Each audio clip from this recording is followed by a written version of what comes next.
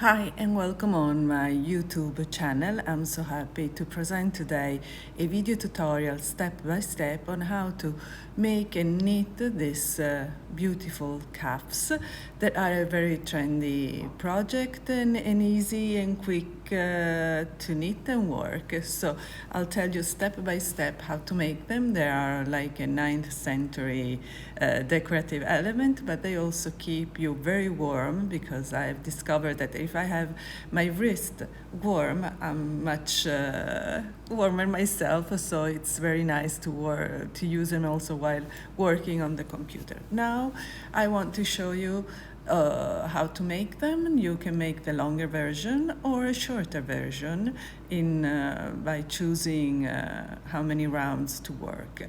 As requirements, I used these two yarns worked together. It's 50 grams per 150 meters, and it's 100% alpaca, and this is a silk mohair, 25 grams for 210 meters worked together. What do you need also to make the cups? I work them with double pointed needles, 3+1, so 4 needles.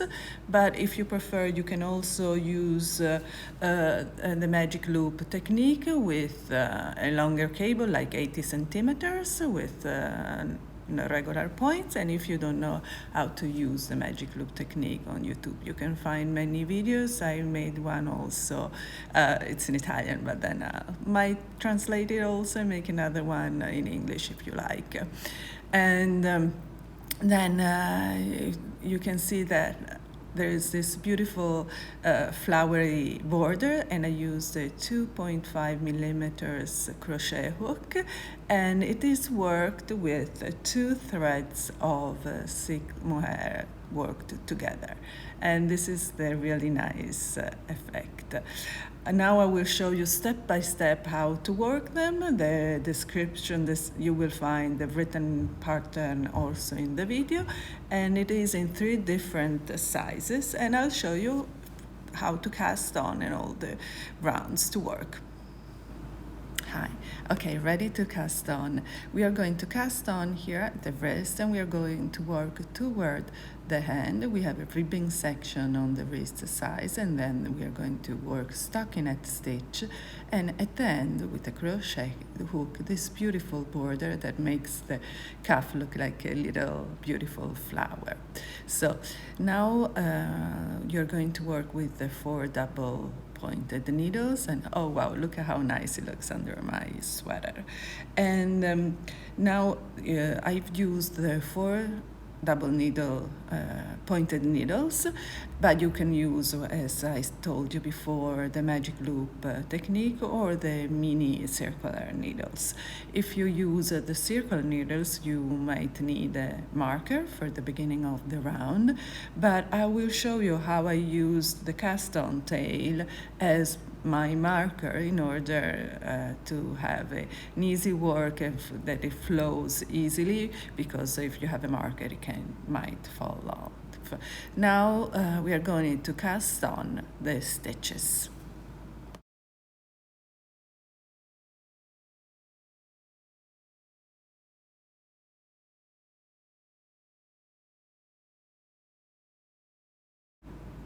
Okay, ready? Now I will show you how to cast on with my favorite cast on method, that it's the long tail cast on, and I take one of the 4 needles to start to cast on. You can see in the written instructions that there are 3 different sizes, and you can cast on 31, 37, or 43 stitches. For mine, I casted on 37 stitches. And for me, I've already knitted a lot of different ones because it's very trendy, and I love this wrist warmer or cuff. Now you can see how I made the first stitch and how I can position my hands to cast on with the long tail cast on. So now I have 2 stitches, 3, and on this first needle I will cast on 13 stitches for my size. That's the second size with 37 stitches. But you can follow the written instruction to see what number of stitches you have to cast on for your size. Now, when I've casted on all the stitches for the first needle, I can choose two different methods to cast on all stitches. I can cast on all the stitches on this needle and then separate them by slipping the stitches on the other needles, or you can use all the different needles at first and then cast on the second needle, and when you see, you pull very tightly in order to make the gap disappear between the two needles. I love to use wooden or bamboo needles because my needles do not slip off the stitches, and as you can see, I can position it vertically and nothing happens. Now I have to cast on the stitches on this needle, the 12 stitches, and then I will do the same on the third needle. Okay, now we are ready to join in the round after we have casted on all our stitches, and we don't need a marker because I will show you how I use the tail to indicate the beginning of the round, because if I put a stitch marker right here, it might fall off while I'm working. So I can hang it here or put it after the first stitch. I prefer to use my tail in order to indicate what is my beginning or end of the round. I usually tell to cast on one more stitch and work it with the first stitch to create a very nice and close join when we join in the round for the first time. But in this case, we don't have a lot of stitches, and we can easily work the first stitch by putting very tight pulling our working thread very tight. Now the first thing that we have to do is to check that all our stitches are straight before joining in the round, and I position myself in this way and I work the first knit stitch and I pull tight the thread in order to have no gap in the joining point. So now I can follow the instruction and work 3 knit stitches that will be part of my ribbing, then the 3 purl stitches, and then we have 4 knit stitches. These 4 stitches that I'm working right now are the section for the lace part. So we will, I lost my 3 last stitches, no panic. See, I can just put them back on, and I always tell that if I can solve a problem is because it has happened to me before. So the first thing is really to take it easy, no panic, and just, put back the stitches on your needle. Now I will show you how I love to position my needles in order to work with double pointed needles so that I can easily have the working stitches in front of me, and on top I use the working needle on top of the other 2, so I can then, when I start working, I can use my thumbs to pull down the other 2 needles and have on top my working needle. See, so it's just in front of me and on top. Now I work 3 knit stitches because now I have that is the ribbing section on the wrist. See how I pull down with my thumbs the other 2 needles to make it easy and clean my work. Now I follow the instruction for the next 2 rounds, and then we will see the lace part of the wrist cuff.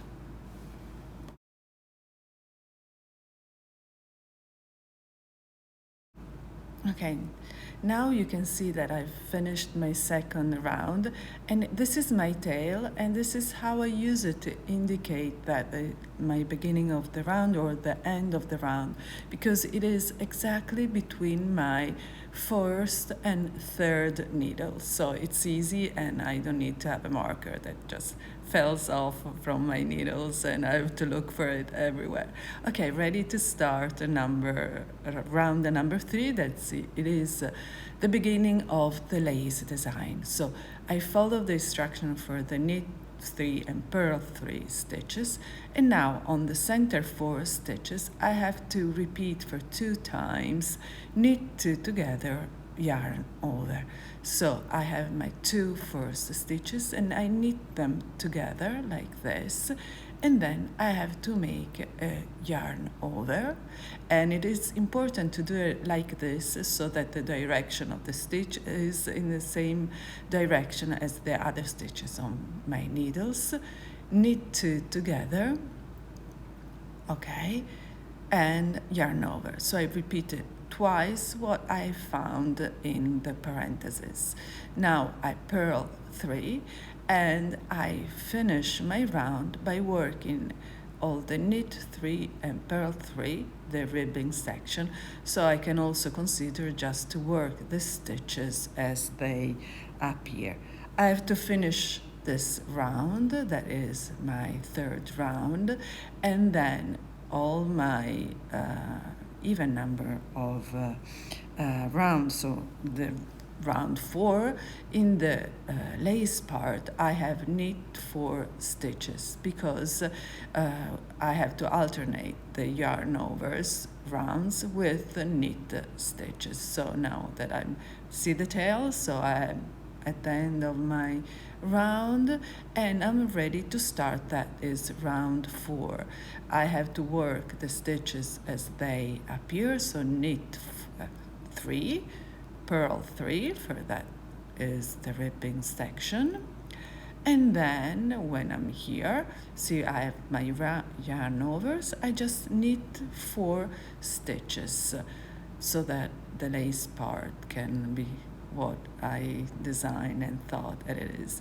Now I will finish my round by working the ribbon and we will see how to work round 5.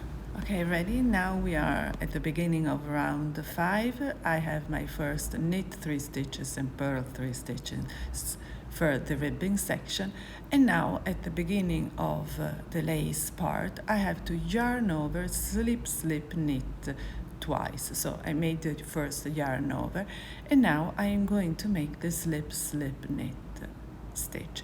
So I have to slip the first stitch as to knit and then slip the second one as to knit, and in this way I will obtain the perfect stitch opposite to the knit 2 together. So I slip the 2 stitches with the point of my left hand needle, I open the stitches and I work a knit stitch, and as you can see it is in the perfect opposite direction and it is nicely and flat, and my lace pattern will be very smooth and well defined.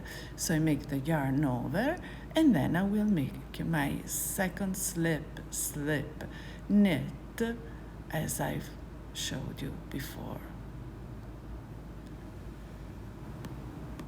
Okay, ready? This is what it is, the central lace pattern on the 4 stitches, and on the other section I follow the ribbing, so it's the knit 3 and purl 3 section, and in the central part after we always alternate the knit 2 together, yarn over for 2 times, knit 4 on what it is round 4, and then we have round 5 with the repeat twice, yarn over, slip, slip, knit, and then the 6th round, the knit 4. So the height of our wrist section of the cuffs is given from the repetition of these 4 rounds, and this will determine the height of my cuffs as I will show you, and then you have all the indications in the written section of the tutorial.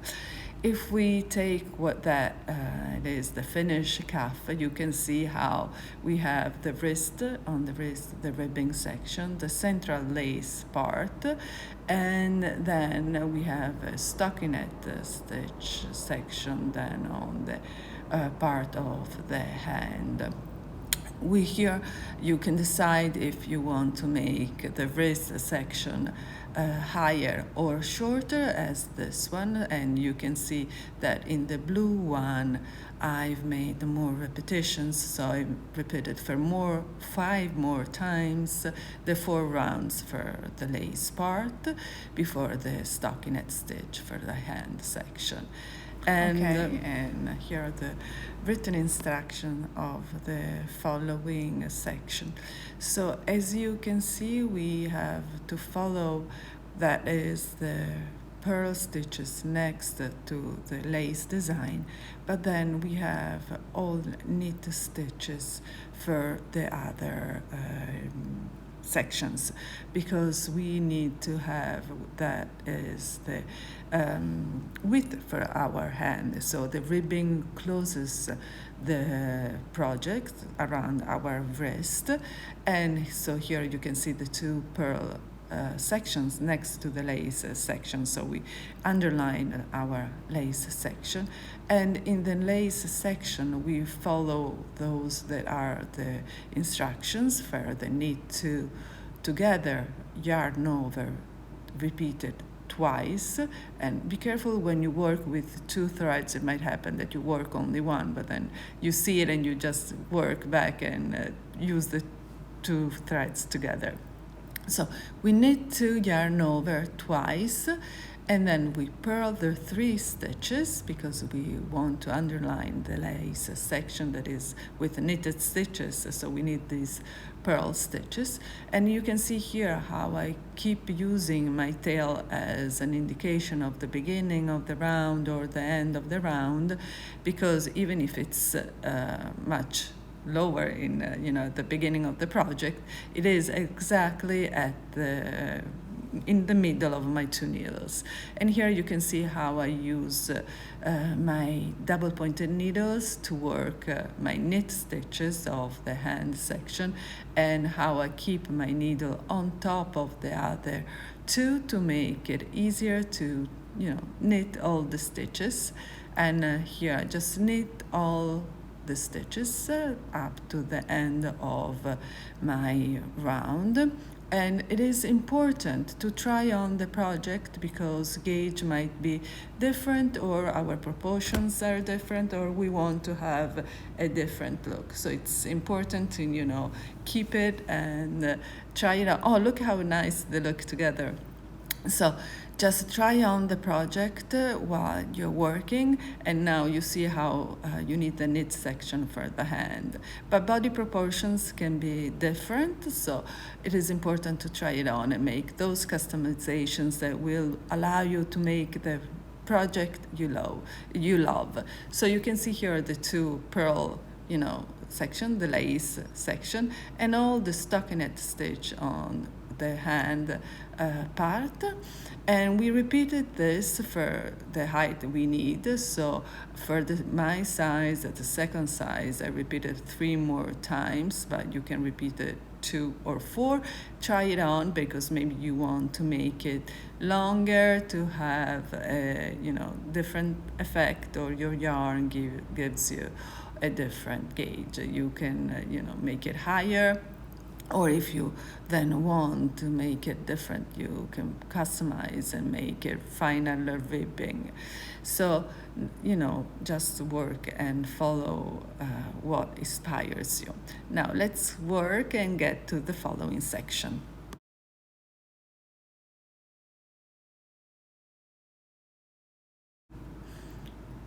Okay, now we keep working on our cuffs. I've finished my hand section with the stockinette stitch and the lace part, and now we are ready to knit the final rounds before binding off and the crochet border. So I just knit all the stitches for the rounds I need to finish this section for my size. Now if we take the project, you can see that here I've knitted 4 rounds before the crochet border, but then if I don't like the crochet border here, I can make a ribbing finishing and make a more, not so fluffy and flowery looking cuff. Um, so I just finished by working, a ribbing on this section. But you can customize your project in many different ways. As you can see on this one, I've made those final knitting rounds with a different color after the lace part. And here I've chosen a green, and then I've used the mohair and silk thread in a matching green to make this colorful and different effect. But now I will just work the final rounds, and I will see how to bind off our stitches. Okay, ready? Now I've started to bind off my stitches, and my favorite method is that of knit 2 stitches and then slip the first stitch on the other. The most important thing is to be very loose, otherwise your final cuff border will be too tight on your hand, and then you will not, move your hand, and it will feel uncomfortable. So if you see that you are too tight, you can choose a bigger number of needles, so it might be easier to be loose and have an easy, nicely fitting cuff. Now I'm going to cut the thread, and I will show you how I like to finish my work with a perfect round, in the sense that when we are knitting in the round, we are not really knitting perfect exact rounds, because we are working on spirals, so we have this little gap between the beginning of the round and the end of the round. But I can fix it with a needle. I just thread the needle with my tail, and then with my point I just go through the first stitch, the one I start the round with, and I go through like this. And I'm going to create that looks like an extra stitch, but we will make the finishing very nice and, with a nice looking round that looks perfect. Then I just can go and weave in my tail and cut the thread.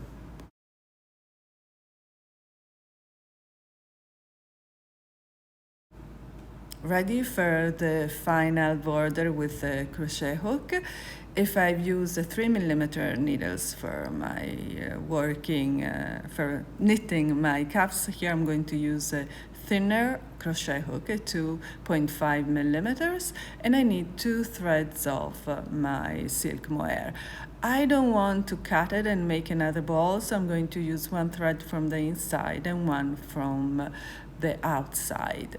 I'm going to start in the center back by making 1 chain stitch and working the 2 threads together.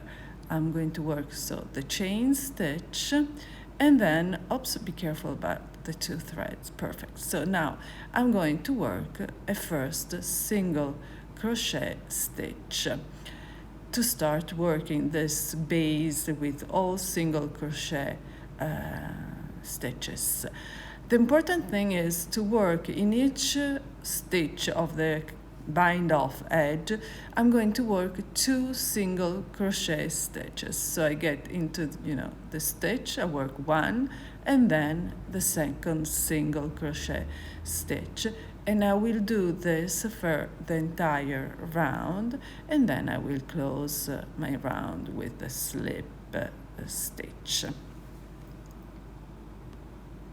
Okay, now I will show you at the end of the round how I close my round with the slip stitch. So I go through my first single crochet stitch of the round, and I just pick the thread and I slip it in. So now I'm ready for the final section of the border, that it's given from 3 chain stitches and then with a slip stitch in the next crochet, single crochet stitch of the previous round. So 3 chain stitches and a slip stitch in the next stitch. And this, by working these 3 chain stitches and the slip stitch, I will obtain the nice flowery border that decorates the top of the cuff.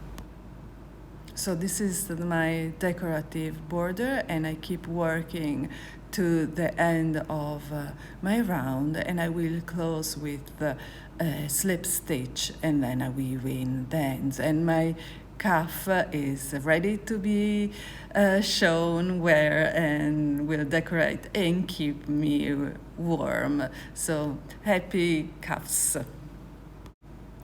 So here are my finished cuffs. I totally love them, and I'm making them in many different colors because I love to wear them. They have this 19th atmosphere style, but then they keep me very warm, and it's easy also to dry, work at the computer, and well, I just love them. So if you like them, or if you have any questions, you can write in the comment below. And if you have any idea about other projects, tutorials, videos, video tutorials step by step, just write in the comments if you have ideas, so I can think about them and maybe work. If you want to follow me on Instagram, you can find me there as Fassio. So happy knitting, and thank you for following me.